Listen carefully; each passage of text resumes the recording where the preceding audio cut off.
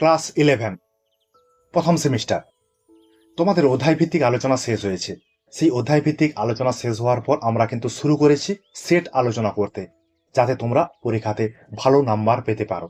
আমরা রায়ো মার্টিনের যে বইটি রয়েছে সেই বই থেকে প্রথম দুটি পাঠ আলোচনা করেছি। সেই দুটো পাঠ আলোচনা করার পরে আমরা কিন্তু তৃতীয় পাঠের আলোচনা করব। এই সেটে 40টি এমসিকিউ থাকবে, মানে একটা পুরো সেট। পরীক্ষাতে যেমন কোশ্চেন দেয় সেরকম কিন্তু কোশ্চেনটা থাকবে। তোমরা এটা দেখেছো নিশ্চয়ই। ঠিক আছে, তাহলে চলো বেশি কথা না বাড়িয়ে আমরা চলে যাই আমাদের আলোচনাতে। আমাদের আলোচনাতে আজ কি রয়েছে? সেট আলোচনা, সেট নম্বর কত? 3। ঠিক আছে, তাহলে প্রথম কোশ্চেন, রাষ্ট্রবিজ্ঞানকে একটি প্রগতিশীল বিজ্ঞান বলে অভিহিত করেছেন কে? Option C, Lord Bryce. এখানে কিন্তু আর সব অপশানগুলো আমরা আলোচনা করছি না, পড়ছি না, শুধু অ্যান্সারটাই আলোচনা করছি। 2 দাগের কোশ্চেন, ফ্রান্সের প্যারিসে ইউনেস্কো এর তত্ত্বাবধানে আন্তর্জাতিক রাষ্ট্রবিজ্ঞান সম্মেলন অনুষ্ঠিত হয় যে সালে? তাহলে কত সালে ফ্রান্সের প্যারিসে ইউনেস্কো তত্ত্বাবধানে আন্তর্জাতিক রাষ্ট্রবিজ্ঞান সম্মেলন হয়েছিল? সেটা হচ্ছে অপশান বি, 1948 খ্রিস্টাব্দে। পরের কোশ্চেন, 3 দাগ, আচরণবাদকে একটি তাত্ত্বিক বিপ্লব বলে অভিহিত করেছেন কে? Option C, David Easton. David Easton আচরণবাদকে তাত্ত্বিক বিপ্লব হিসাবে চিহ্নিত করেছেন। 4 দাগের কোশ্চেন, পাবলিক ওপিনিয়ন গ্রন্থটির লেখক কে? পাবলিক ওপিনিয়ন গ্রন্থটির লেখক অপশান সি, লিপম্যান। 5 দাগের কোশ্চেন, কোন ল্যাটিন শব্দ থেকে ইংরেজি স্টেট শব্দটির উৎপত্তি?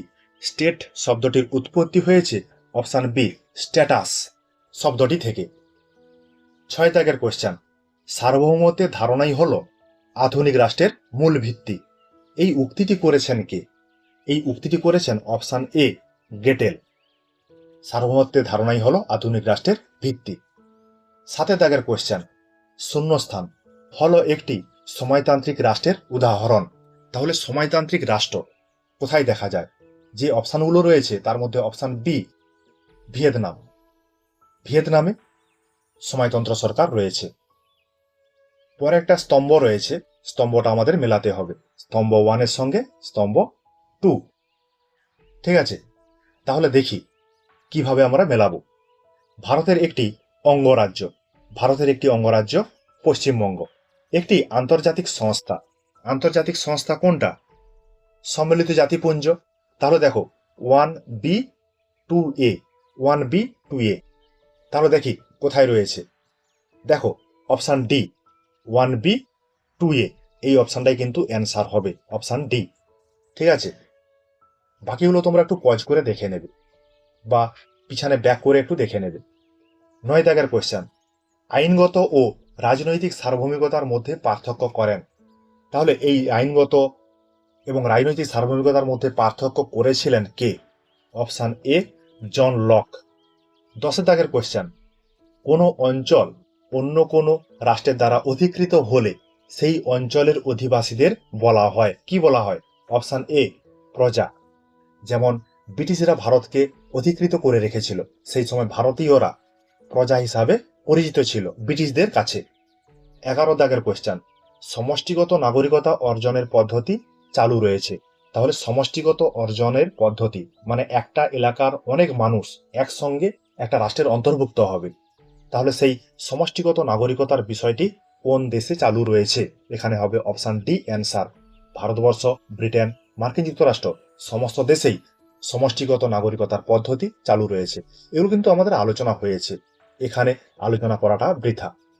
12 দাগের কোশ্চেন, ভারতের সংবিধানের যে অংশে নাগরিকতা সম্পর্কিত সাংবিধানিক ব্যবস্থার উল্লেখ হয়েছে, মানে কোন অংশে, ভারতীয় সংবিধানের কোন অংশে নাগরিকতা সম্পর্কে উল্লেখ রয়েছে?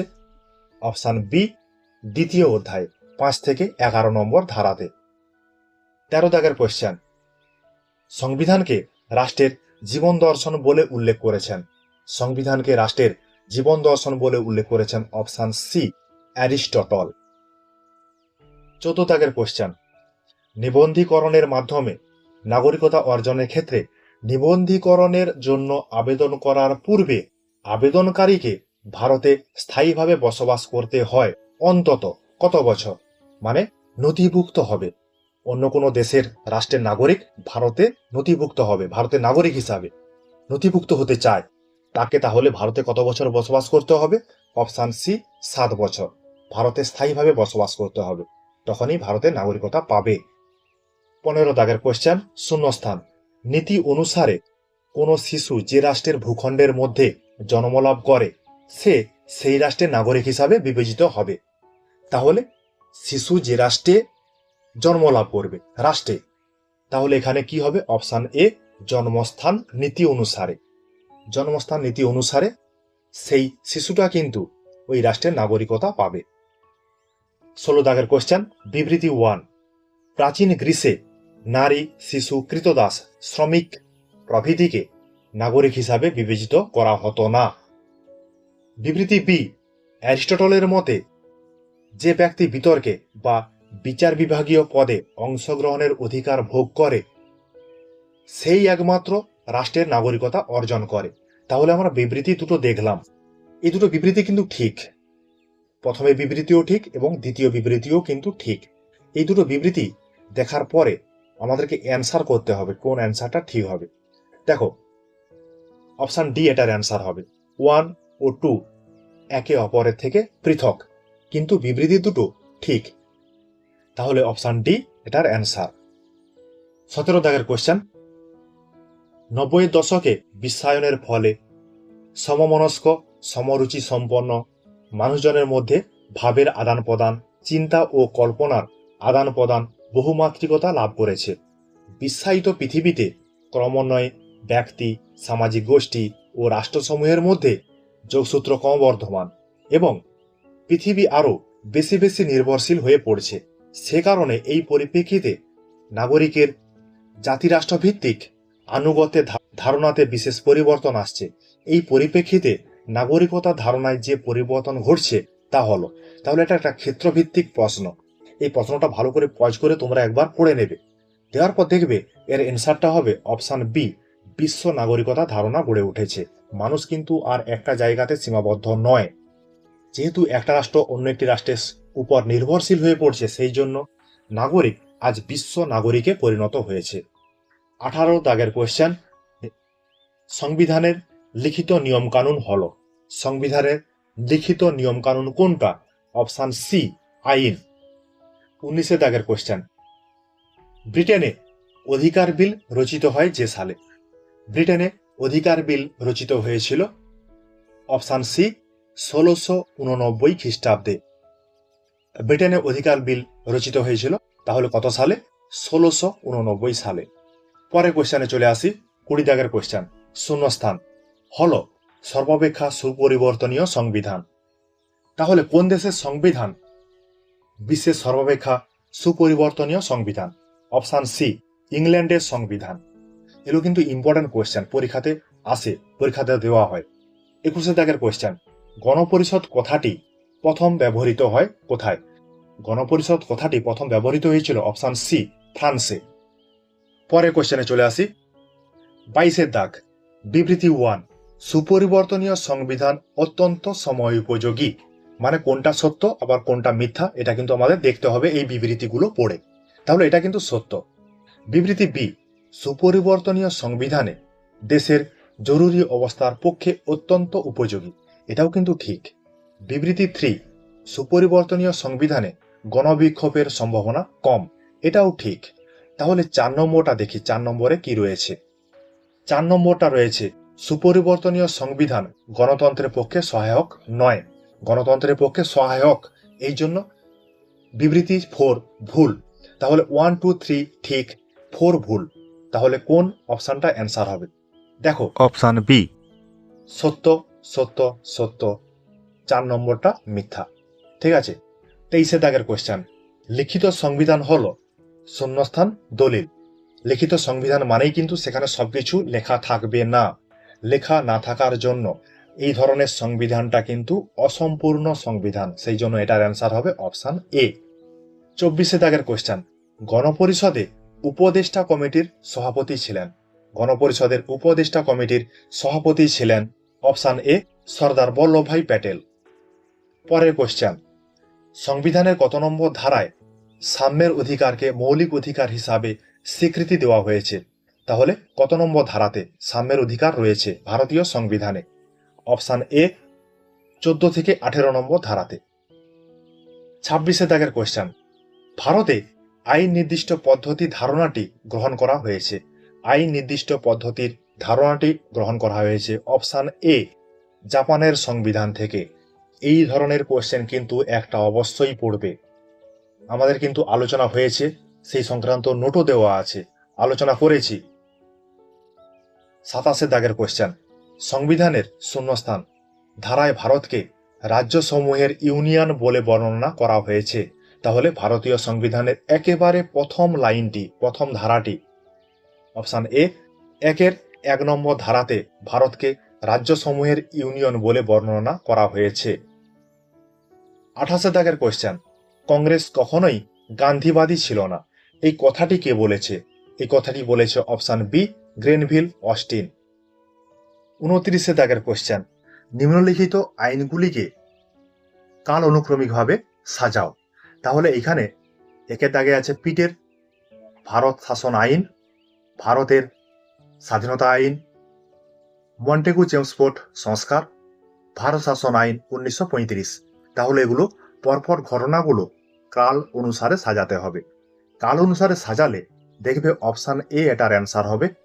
প্রথমে পিটের শাসন ব্যবস্থা, শাসন আইন, তারপরে চলে আসবে মন্টেগু চেমসফোর্ড সংস্কার, তারপরে আসবে 1935 সালের ভারত শাসন আইন, তারপরে আসবে ভারতের স্বাধীনতা আইন। এটাই কিন্তু দুই দাগেটাই শেষে থাকবে। দেখো এখানে দুই দাগেটাই শেষে আছে। এইভাবে কিন্তু সাজাতে হবে। তোমরা যদি সালগুলো জানো তাহলে কিন্তু এটা সাজানো খুবই সহজ। পরে রয়েছে 30 দাগ, ডায়াগ্রামের সঠিক উত্তরটি নির্বাচন করো। এই যে ডায়াগ্রামটি রয়েছে, ডায়াগ্রামটি ভালো করে দেখবে। ভারতের সংবিধানের মূল আদর্শ সমূহ এখানে দেওয়া আছে কি? সময়তন্ত্র, ধর্মনিরপেক্ষ, গণতন্ত্র, সাধারণতন্ত্র। আমরা কিন্তু প্রথম অথবা দ্বিতীয় সেট আলোচনা করার সময় বলেছিলাম যে স লাস্টে একটি স থাকবে। তাহলে দেখো এখানে একটা স থাকবে, স দিয়ে সার্বভৌমিকতা থাকবে। তাহলে সার্বভৌমিকতা কোথায় রয়েছে? Option D. দেখো তাহলে সার্বভৌমিকতা, সময়তন্ত্র, ধর্মনিরপেক্ষতা, গণতন্ত্র, সাধারণতন্ত্র। ঠিক আছে, এইভাবে এটার অ্যান্সার করতে হবে। 31 দাগের কোশ্চেন, বর্তমানে ভারতের সংবিধানে ধারা আছে প্রায়।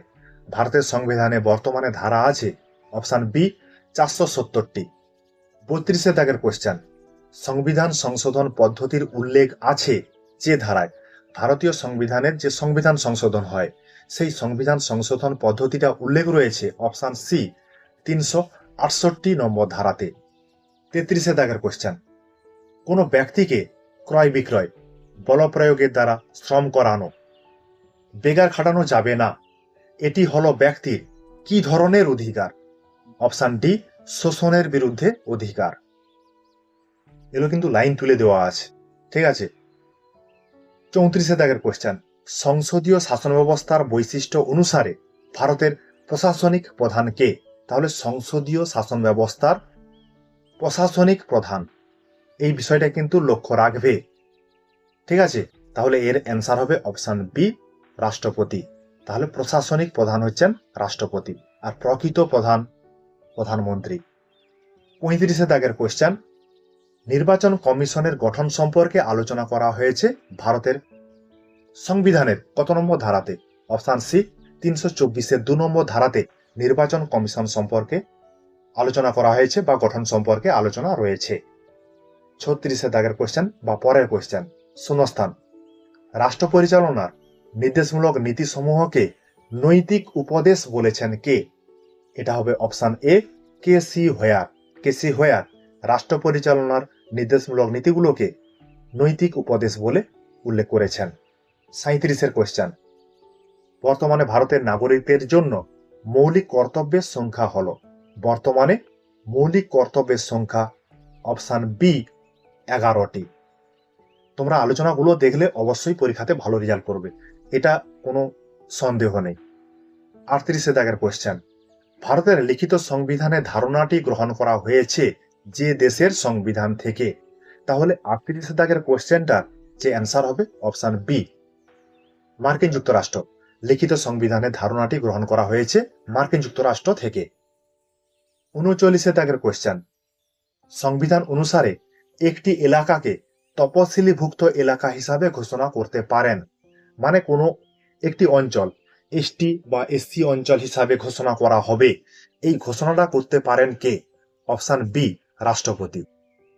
এটা কিন্তু সংবিধান অনুসারে রাষ্ট্রপতি এই কাজটা করতে পারেন। 40 দাগের কোশ্চেন, দলত্যাগ বিরোধী আইনটি 1979 সালের প্রথম দিকে প্রণীত হয়েছিল কোথায়? এটা কিন্তু আমরা আলোচনা করেছি। অপশন বি, জম্মু কাশ্মীরে।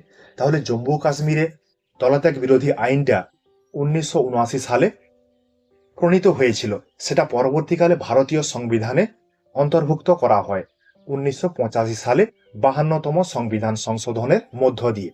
ঠিক আছে, তাহলে আমরা তৃতীয় সেটের আলোচনা করলাম।